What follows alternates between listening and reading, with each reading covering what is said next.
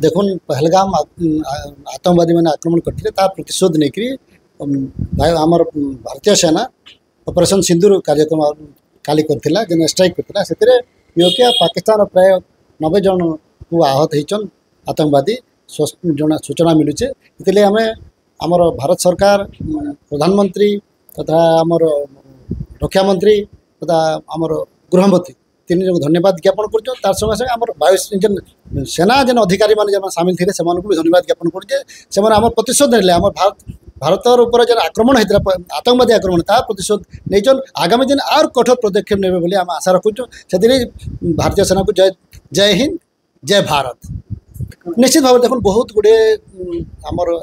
आतंकवादी आक्रमण में बहुत गुड़े आम स्त्री मान जेन विधवा सामना सामने विधवा होते से लगी ऑपरेशन सिंदूर कार्यक्रम ग्रहण कराइला जेन तार रूपरेखा नहीं से लगी से काली एयर स्ट्राइक कले से तार बदला नहीं ये आम ऑपरेशन सिंदूर कार्यक्रम के धन्यवाद ज्ञापन करें प्रधानमंत्री अमित शाह तापर आमर रक्षा मंत्री तीन जन को धन्यवाद ज्ञापन सेना सेना अधिकारी जो मैंने सामिल अच्छा बहुत गुड़े धन्यवाद कारण बिना सहयोग कार्यक्रम सफल हो पारे आम देश सुरक्षा रही नहीं पारे ये सुरक्षार एकमात्र आमर प्रतिशोध एकमात्र कवच होचन सेना से जय हिंद जय धन्यवाद जय भारत।